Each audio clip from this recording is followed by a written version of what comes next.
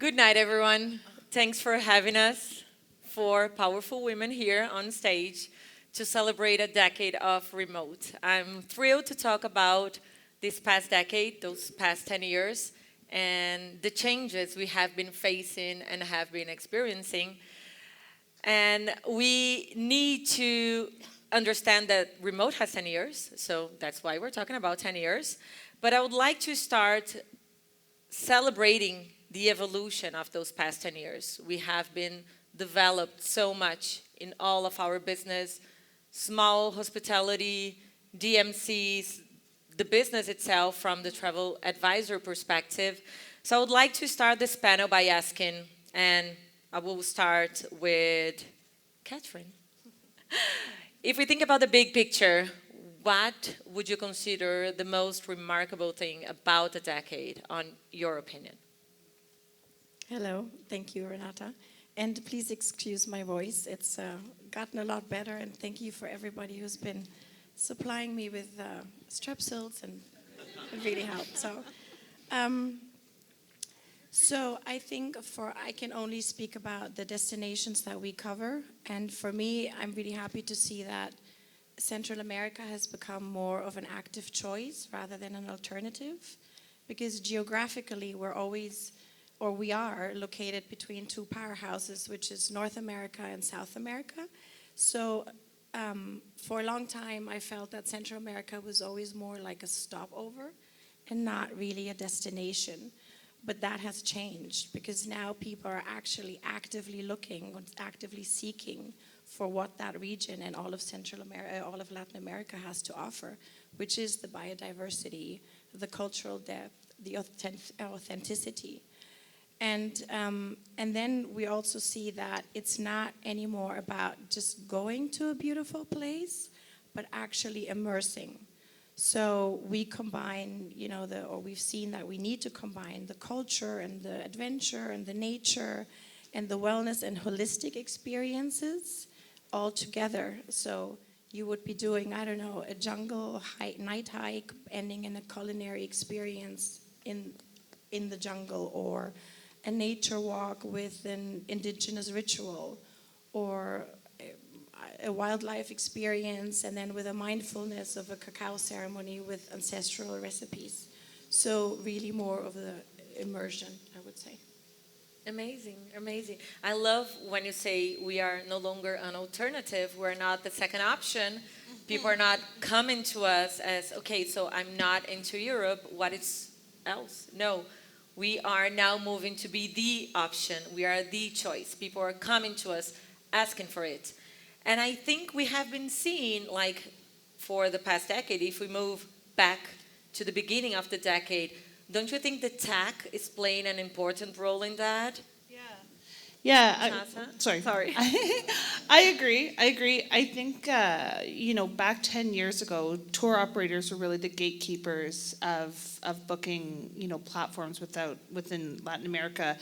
Now, certain things like Airbnb, Expedia, TikTok, Instagram, they've all come and they've really shaped the way that both small boutique hotels can market themselves, and also how we market ourselves as a travel design company. So although tech has changed over the last 10 years, the human layer hasn't. And I think that's, in some way, it's helped really democratize access to these smaller operators, because they can promote through social media, and they can get their name out there, whereas before it was really owned by some of these larger conglomerates. Also, tech has really helped us comb through data quickly. Reports it's much easier to just comb through booking pattern, comb through what people are interested in. Reports that used to take days, hours, can now be done in a matter of 30 minutes. So it's much easier for us on the tour operator side to understand client preferences, understand what people are looking for, and really market the things appropriately. Amazing, yeah. I agree. From my side, thinking about being a sales rep and representing the majority of the portfolio from small independent hotels in Brazil, the smallest one has 4 rooms actually. all that began in the past decade. I would say 99% of my portfolio was not even in the market in the past 20 years. So everything has been developing so fast in Brazil for the past 10 years. So people are looking for more of those authenticity, excursions, places to visit, and tech, of course, is assisting us in so many ways. From our side, we can see where clients are coming from, the booking window, and so many other things. And when we think about the theme of the panel, think about the nature-based, don't you think, Ivonne, sustainability has such an important role in that? We cannot talk about this without talking about sustainability. Yeah, indeed. Indeed, the sustainability is playing a very important role. During the last decade, one of the most biggest change that I think we have been facing is the transformation from the traditional tourism to the conscious tourism. In that way, the sustainability is not anymore an optional for the companies. It plays a very important role. It has to be the core of every operation. Right now, in terms of our company, the sustainability has become part of our core. We are operating in very fragile destinations, and we are all operating in very fragile destinations. The Galapagos Islands, the Amazon rainforest, those are protected areas. So we need to be very conscious about how we are operating. However, we cannot forget why the visitors are picking up a destination. They really want to experience the destination. They want to go to explore in deep the destination. So it's also about having the perfect balance between the responsible measures that we have, between the great hospitality, between the great experience we are offering. Some of these responsible measures definitely will change the guest experience. Just to give you an example, in the Amazon, with all the environmental and community practices, we are recovering, we are rewilding the Amazon. A family of otters has nested in our lagoon, and the otters has been never seen in the lagoon, in the Garzacocha lagoon, just in front of our property. So the passengers are also enjoying this experience, benefiting this experience, but they really want to know that it's not only about the property, it's about the community benefiting from all this tourism activity, that there is long-term impact in the operation that you are having. Absolutely. When we think about people taking advantage of the local community and the place we are, I really think that the theme, Orgulho Latino, it's something that the past decade brought us that feeling. In Brazil, we also see that happening more and more. So hotels are taking advantage of the places they are. They don't want to look like anything else apart from where they are in terms of architecture, experiences, culinary. So in the past, you would travel anywhere in the world and you would know you have a club sandwich. Now we don't want to have a club sandwich. No, we want to be here in Panama and taste Panama. We want to be in Brazil and taste Brazil. So we can really appropriate from our roots. We know who we are. We know that clients are looking for a true Brazilian or any place in Latin American experience. So we can truly be ourselves and take advantage of it. But we cannot think about the decade without thinking about the most significant event we had in the decade that marks half of it. I'm sure that if I ask, absolutely, and it marks half of it.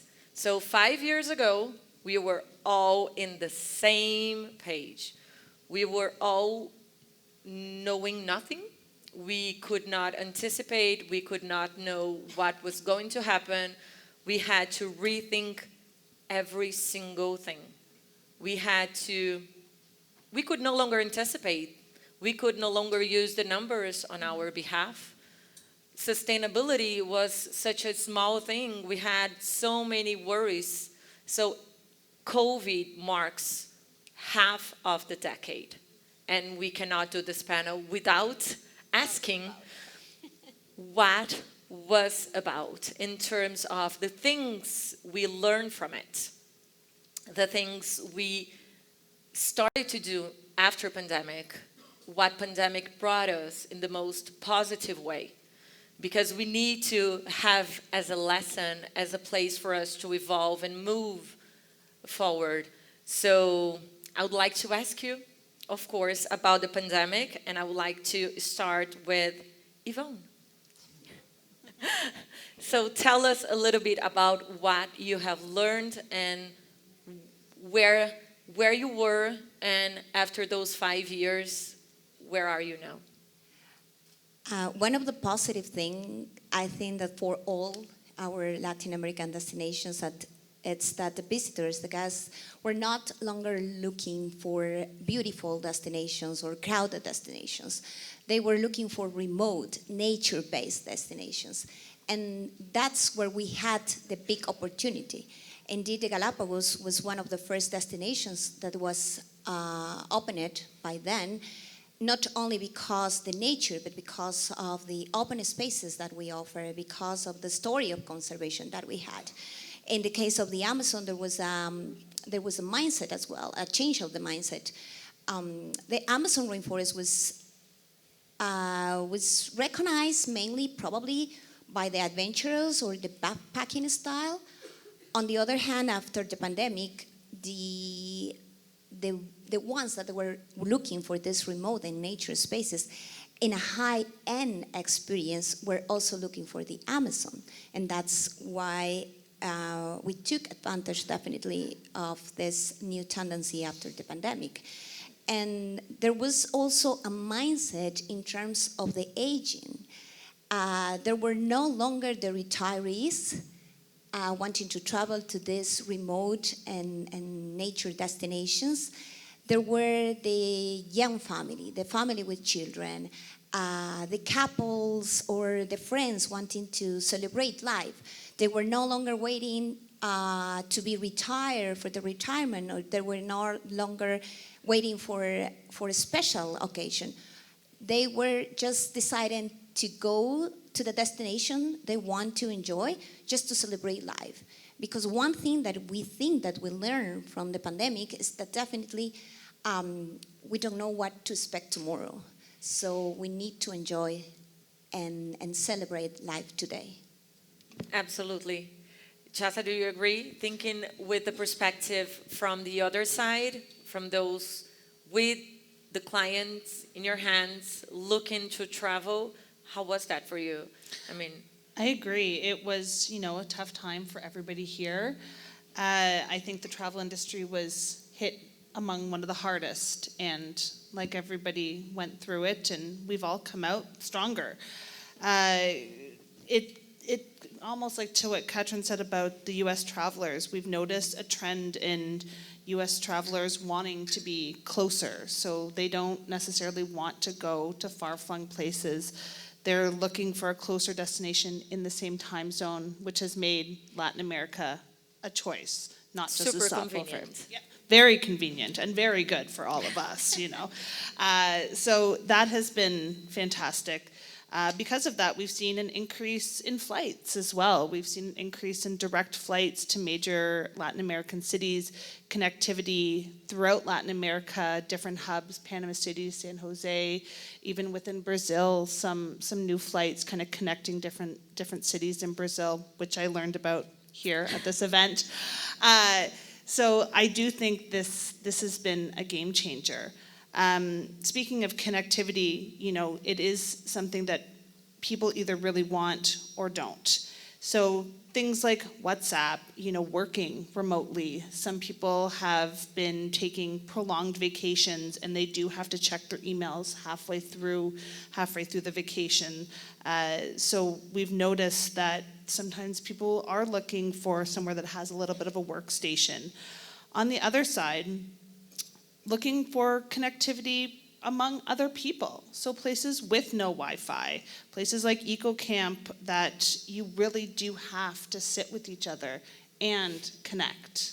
and talk. No other option. No other option, which is remarkable and very rare nowadays. So this was never really a discussed point, I feel, before the pandemic, and now the real world aspect is more and more important. So yeah, we've also seen a massive growth in Latin America since the pandemic, similar to what we've all been talking about, as it is now a choice, not just a stopover.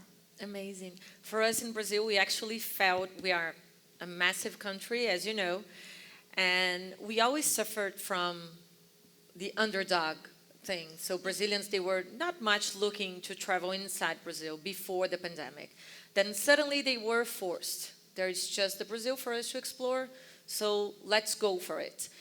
And although after the pandemic, yes, they are now traveling back all over the world, of course. I know for many of your hotels, Brazil is a great market, but we are still with that positive aspect of the pandemic. So Brazilians are still traveling inside. The pandemic season brought us a possibility for Brazilians to get connected to its own country, visiting to the Amazon. Before the pandemic, it was 80% of foreigners and 20% of locals. Now we have been seeing like half and half. So Brazilians are still traveling inside a lot. And what I love to think is, okay, the mindset of the traveler might change, but during the pandemic period, travel advisors who were only looking for outside places, outside of Brazil, they had to get the knowledge of Brazil in order to sell Brazil. Some were only looking for European markets, American markets, and then suddenly they were forced to learn about our own country. And that knowledge is still with them. We are not losing it. So everyone in Brazil is now super aware about everything. They are still capable of selling, although the entire world is open. So that's a great thing that we are still getting as a positive thing. So Brazilians are really interested in its own country. And it's amazing to see the hotels that I do represent, and I see some Brazilians like, yeah. So we know, right? Brazil, it's really with the theme. So we are proud of being Brazilians, and we are proud of traveling inside Brazil. But something else were brought with the pandemic, and I think it was the beginning of the AI. And Katrin, would you like to say something about the start of this AI thing? Right after the pandemic, we're seeing the AI born. And we were a little bit afraid of it. Are we going to lose our space? No, I don't think so. Yeah. I mean, I think AI is great. Apart from the internal structures that Chaza already mentioned, and organization and getting reports in no time. But of course, travelers now are a lot more independent. They're a lot more informed, so they come with their AI-generated itineraries. But I think it's great, actually, because I think as travel designers, or I mean, the travel designers, us as a DMC, and then the travel designers we work with, it does raise the bar for many of us, because it is not just organizing a trip and booking hotels. It is now about actually curating the experience. It has to be deeply depersonalized, experience-driven, even more the human connection and the local knowledge or the local insight, I think, is even more important. So AI can transform the travel planning, I think, but I think if we just keep doing what we're doing, which is curating the experiences and genuinely crafting experiences that are that feel natural and not manufactured, I think we'll be fine. We will. We'll find a way. We cannot end this panel without thinking about the future. So, okay, that's the decade, but what's next, right? What we should expect for the next decade. I think that one thing that it's now happening, it started with the pandemic, and I really don't see changing it in the near future, is the booking window. It's crazy how the booking window, at least for us, dealing with the domestic demand, it has been like super short. So we need to develop new ways, data on our behalf, AI on our behalf, to really think about how we can navigate prices, dynamic rates. So we have been facing bookings within a week of advance, a week. So it's super short, and we need to be prepared. I really don't think it will change. But what else? What can we expect? And what do we think it will change? Do you think the business model in general, Ivonne, will change somehow? Yeah, the business models will change into the sustainable models, indeed. One of the things that are not going to be optional, as I mentioned it, is carbon neutrality, for example. Right now, carbon neutrality is seen as an add-on. It's not going to be longer an add-on. It's going to be an expectation from travelers, from partners, from the industry itself. And people are going to look for measurable results, measurable actions, not just only like a word added to the speech, or like the famous that we're facing right now, the greenwashing. And in that set, certifications under international standards are very important. B Corp, I think that the B Corp certification will be very important in the next decade. As a B Corp company, we understood that the success of a company is not only measured by the profitability, it's measured by the benefiting of the communities, the impact that you are leaving in the environment, the impact that you are leaving, the positive impact that you are leaving in the guests, and of course the positive impact that you are leaving in all the people, in all the staff, the crew, the team involved behind the operation. And another change that we are facing already, and it will be very, very strong in the future, I think, it's the women leadership. The women leadership will bring more conscious, driven purpose, human center into the decision making, definitely, with more sensitivity, with more purpose. And definitely the companies will need to begin to see themselves as a force to the change, not only as a company expecting profit. Amazing. A panel with 4 women. We needed to talk about women Exactly. leadership. That's the answer.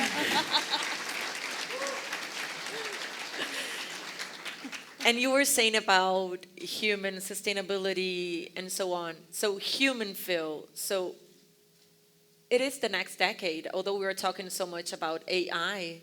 Mm-hmm. What do you have to say about the human feel, Chaza? Yeah, I completely agree on that. So I think Latin America, it's a region that sits on an intersection of so many major trends. Not just nature, wellness, adventure, there's sustainability, and then of course there's the cultural authenticity. That is, I'm not Latin American, but that is so very Latin American. You should ask her for the, yeah, she will be I might with get you a few. guys on I might stage get a to few see right. how Latin I might get a she few. is. Latinometro. Latinometro. I might get a few. I might get a few. So yeah, the human feel with AI, with everybody coming to us now with these AI-generated itineraries, I think it really does make the human feel and the passion and the stories really so important. So learning things like, Mr. Kevin Begg learning about the gauchos and the importance of how it shaped Argentina. I had known about that before, but I've never heard it from somebody who ran an estancia. The people that he employs, the families that thrive off him, and how he's, really just brought this back into Argentina and beyond. And then really other DMCs like Tropic, meeting local weavers in Ordovallo, potato farmers in Sacred Valley.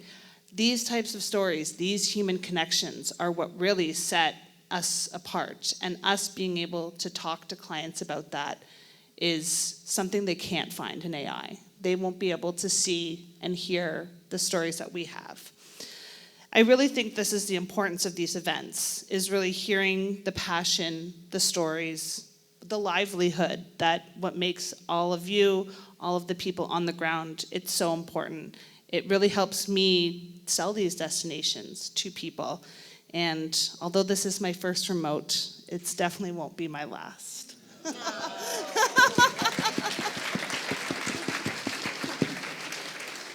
I think at a certain point, we are all a little bit afraid about AI and how it will affect our business.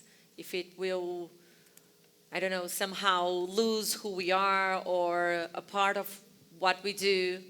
But of course, I mean, we are here. We need to take advantage of it, which is quite obvious.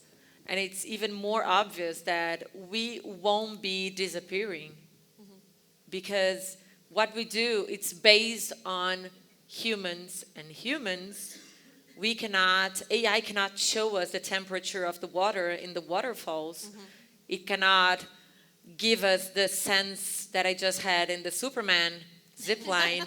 I mean, AI will never ever be able to give me the feeling or to give me the taste of a special dish. And we will need always and always to be there at the places we want, experiencing it. AI will never replace. We need to have it in our advantage to help us and give us agility in what we are doing, and so that we can focus ourselves in what really matters. So what do you think about the next decade, Katrin, about sustainability and AI? What is your opinion on maybe sustainability and the next decade? Well, I think these two just actually perfectly rounded it up. I would just add that what we also see is that sustainability is important, yes, but it's become, like Ivonne said, I think a standard. But I see clients more asking more about their contribution. So it's they're asking deeper questions. Who's this lodge? Where's my money going? Who benefits locally? What is my impact? Is my impact positive? Can I contribute in any way? So that's what we're also seeing, that there's a lot more contribution, and then we have to adapt our itineraries, our product offering, our partnerships, that we can give that to the clients. So yes, I think the sustainability is yes, but it's also a word that you see it everywhere. I think they really are interested in the contribution and the positive impact. Amazing. And the impact we want to leave with the panel, it's for us to unite forces and make sure that Latin America will continue to be a choice, the first choice, and not an alternative for the next decade to come. So thank you all.